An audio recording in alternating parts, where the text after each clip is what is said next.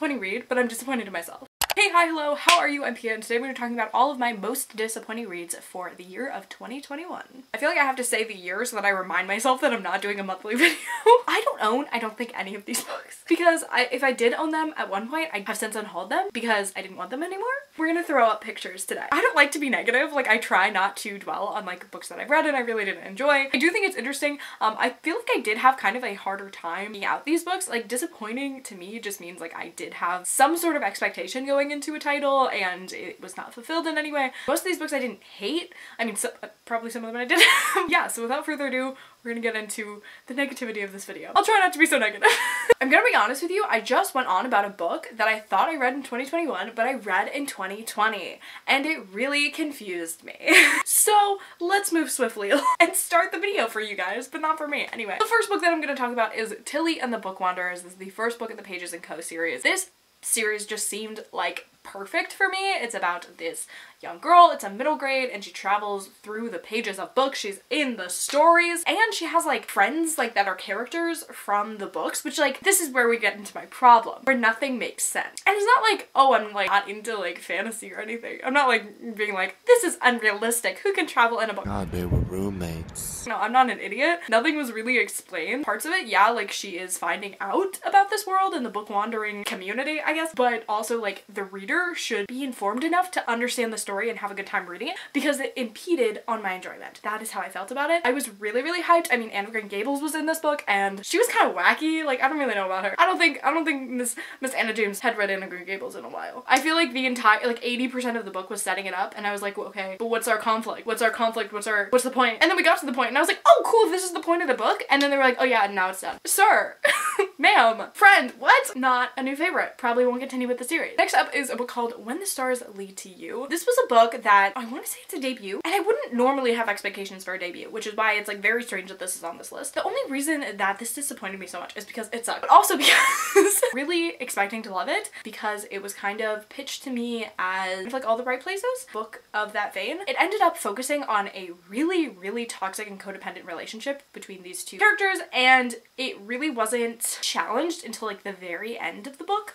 Like the last few chapters or pages, I don't know, I think I listened to the audiobook, portrayed toxic relationships in a kind of harmful way, and that it didn't really show that people can come out of that. I think for a YA book to focus on a toxic relationship is fine, but I think it's really important to have that distinction, have it be able to talk about why this was such a bad relationship and why you shouldn't model your relationships after that, and also how people can come out of those relationships, you know, overcome whatever kinds of things that they went through. I don't think that there was enough time spent on the character's recovery after escaping this kind of abusive relationship. Also, this has depression representation, and I can't personally speak to what it's like to have a loved one who has depression and not personally have it, so perspective was very different for me. So I can't really tell you whether that's accurate or not, but I do think a lot of the things in the book were like incredibly unbelievable. Like, it's a YA and these characters are 16 and they're not only behaving immaturely, but they're doing things that are kind of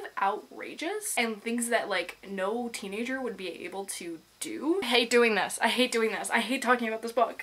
Overall, I just don't think it did a good job at explaining to their YA audience that this was a really bad codependent relationship, and I would have liked to have more reflection and a more recovery for the character so that, you know, people who are reading it, who are in a younger audience, know that this is not something that they should strive for, but if they are in this position that they can recover from it and that it's not inescapable or anything like that. So I just don't think it accomplished that job, unfortunately. Didn't like it. Let's talk about my favorite book to talk about in literally all of these videos, and it's One Last Stop by Casey McQuiston. Let's talk about books that don't make any sense. I've said this before, but it is one last flop. It is my last floppity flop. I think it's the last time I'm gonna talk about this book. I feel like I've talked about it so many times. I was very excited about this. Obviously, I loved Red, White, and Royal Blue, as did most of the human population, and I was really excited for a femme romance that had this weird kind of like time travel-y train element, question mark? Genuinely, what? The magic in here was so flimsy. Like, and just to speak broadly, the relationship, which like you should be there for, like the romance, was also really underdeveloped. So I didn't really know why I was reading it. I didn't feel like these two characters had any connection at all. They saw each other on the train and was like, oh my god, you hot. Went on from there, I guess. And there were like weird like family things and like none of it really made a lot of sense. Yeah, I mean, I feel like the characters by themselves were alright, but nothing about the story made, you know, a good time. And I almost DNF'd it and I didn't. I stuck through and I did it, but like, oh my gosh, why? Maybe the like fantastical elements were what really hindered my enjoyment of this book. Because of that underdevelopment, maybe it did undercut the relationship and the development of that, because the author was also trying to figure out this whole magic thing. So both sides ended up not working out for me, so none of it really did. Next up we have The Kiss Quotient by Helen Huang. I've heard amazing things about this book, so when I picked it up and then didn't enjoy it, I was like, what? At first, I was like, okay, cool. I was like vibing with it. No.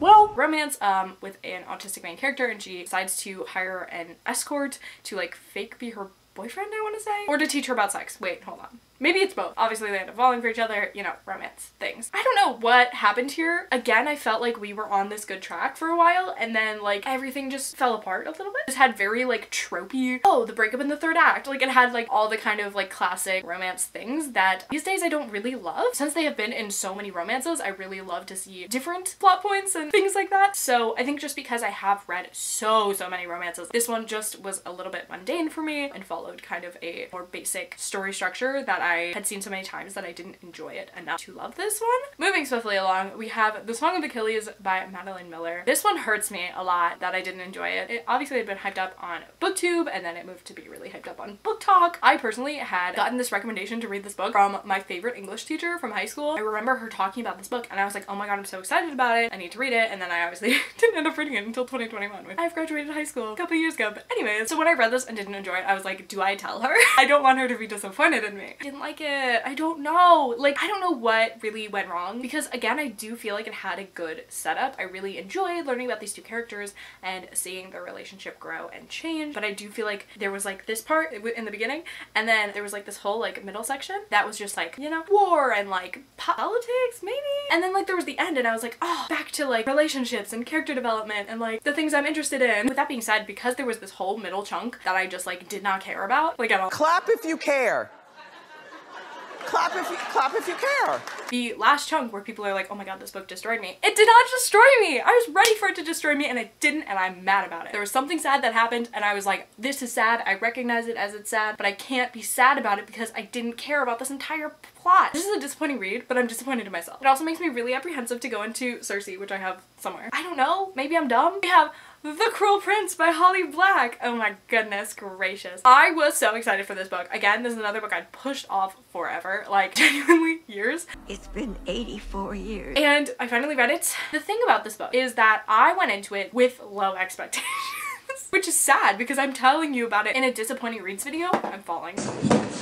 How were you disappointed if you had low expectations? Somehow, it didn't even fulfill my low expectations. Because I went into this and I was like, this is going to be such a fun, trashy YA book. No offense. I just love things like sometimes that are just so fun and entertaining. And like, I was so down for it. So yeah, like I said, I really hoped this would kind of feel like reading a Cassie Clare book. No offense to Cassie Clare. Love Cassie Clare. I thought this would feel like reading a young adult fantasy series for the first time, and it didn't have that like fun, new, exciting world enjoyment. I feel like the world maybe itself was lacking. Maybe I just wasn't immersed enough into it. Like I didn't really feel like I got the vibes of a good YA fantasy, because the plot itself was fine. I mean, it was just very like a normal kind of fantasy plot, which is not to say that that's bad because that's what I was expecting, but I just think that it did everything so formulaically, but without the added atmosphere that I was really looking forward to. Maybe I should just read A Court of Thorns and Roses because I've never read that. Because I just want to be in the world, have it be exactly what I think it's gonna be. Everything happening to a T, which is totally fine with me that I know what's gonna happen, but I just want to have like a fun ride.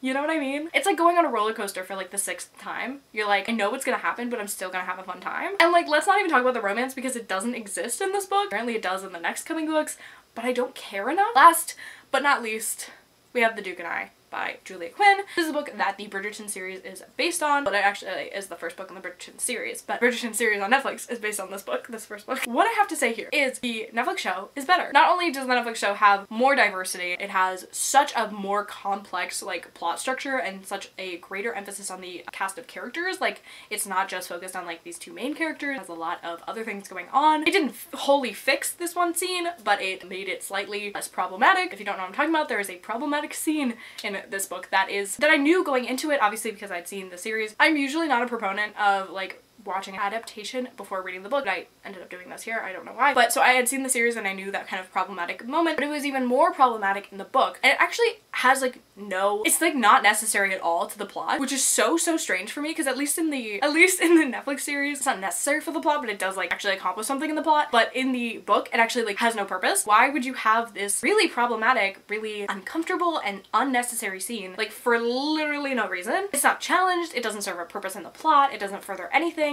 Like, what is the point? There's that. I mean, generally, I just don't think the relationship was as beautiful and like fully developed and full of love and heart and soul that it was in the Netflix series. Maybe it's just because this book was not narrated by Julie Andrews. Definitely, I would recommend the show more than this. Shocking, I know. I honestly hated filming this video. I'm gonna be really honest with you. Also, just because I hate being so negative and I hate also having to explain why I didn't like something. I'm like, okay, I didn't like it, but I hope this helped you in some way. I don't know. Maybe it did. Maybe it didn't. If you want to make me feel better, you can like this video, comment down below anything you want, like, comment, subscribe, do all the things. I'll see you in my next one. I'll be more positive.